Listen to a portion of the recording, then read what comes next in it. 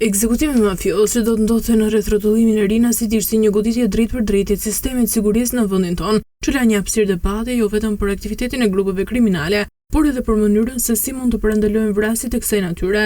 Kjo ishte edhe tema që do të hapte emisioni Sken Krimi mbrëmjen e së mërkurës, me dy të ftuarit, gazetarin Xhevair Xhabina dhe ish prokurorin Ervin Karanza. Unë mendoj që gjithë procesi hetimor kam përshtypjen për disa kohë do jetë në kuptimin e fjalës do jetë rutinë, do observohen kamerat e sigurisë, do shikohen me detaje, më pas persona do thirren, do pyeten, do verifikohen po themun telefonat, qeliza telefonike, ku kanë qenë vendosur, me kë kanë folur, nëse kanë folur dhe më pas do dilet në një vendimarrje për ta. Kam përshtypjen që tani jemi në kuadrin e mbledhjes së gjithë provave për të përcaktuar rolin e gjithë secilit.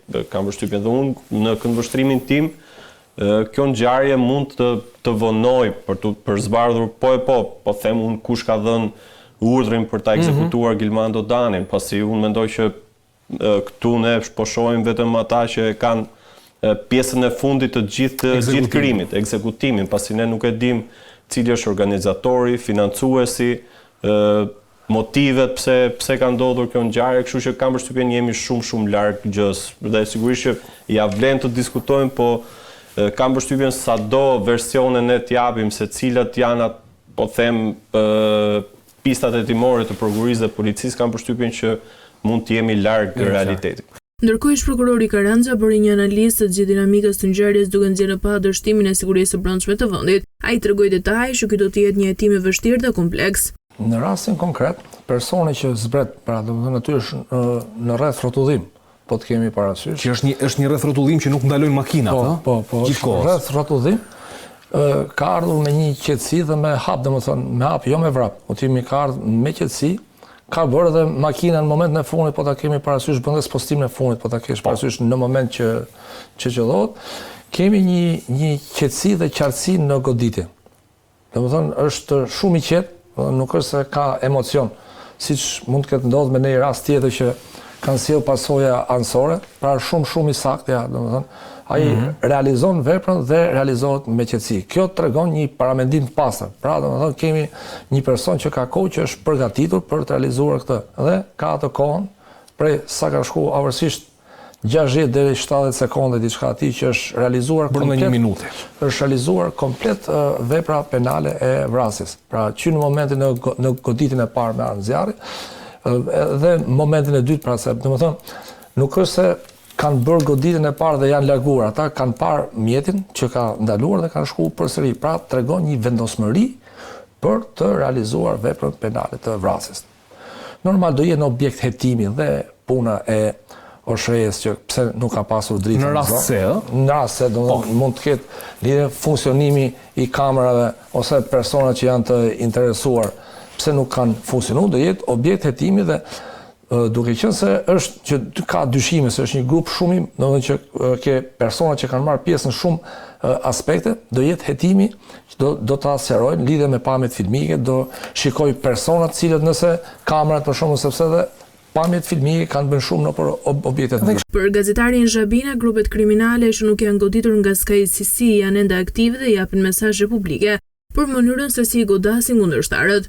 Vërteta është që grupet kriminale janë po aty, domethënë aq të fortë dhe aq të rëndësishëm dhe kanë edhe ndikim në këto zona të caktuara. Kështu që vërtet është që janë nga qarkullimi, po them, për shkak të hetimeve të prokurisë së posaçme, kanë dalë, po them, disa personazhe të cilët janë përfolur për ngjarje të ndryshme kriminale, po them në këtë rast Durim Bami apo edhe personazhe të tjera të cilët janë evidentuar që kanë marrë pjesë në ngjarje të ndryshme kriminale, por kjo ngjarje tregon që grupet kriminale të tjera të cilat nuk janë goditur nga prokuria e krimeve të rënda janë po aq aktive dhe vazhdojnë aktivitetin e tyre kriminal po njësoj. Kjo ngjarje tregoi që e vazhdojnë edhe dhunshëm nëse do, dukshëm për t'i parë gjithë në një vend siç është aeroporti i Rinasit, porta kryesore nga ku hyhet në Shqipëri. Për ish prokurorin Karanza, kjo ngjarje do duhet të kishte angazhuar struktura për të goditur autorët pas ngjarjes, Ai dha këto shpjegimet e organizimit të atentatit dhe çfarë duhet të bënte policia. Aty shteti duhet ndërhyjë, duhet të heqim dorë nga propaganda dhe duhet të bëhet kontrolli i territorit i plot.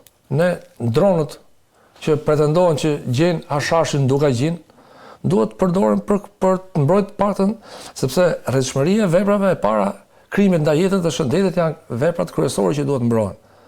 E dyta, edhe kultivimi i hashashit ka rëndësinë e vet, por mjetet e policisë duhet të jenë në dispozicion të ruajtjes së jetës dhe shëndetit të qytetarëve.